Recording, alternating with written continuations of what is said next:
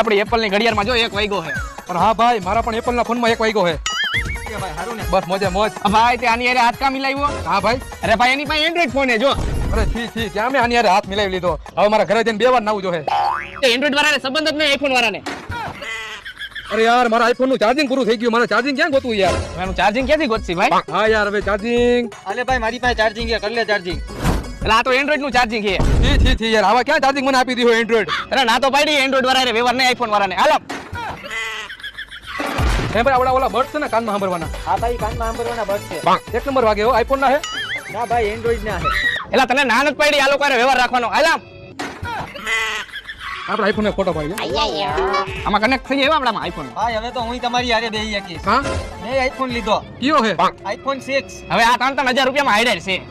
એની કરતા 11 લેવાય, 12 લેવાય, 13 લેવાય, 14 લેવાય, આવા ડબલા લેવાય. હાલ ભાઈ હાલ.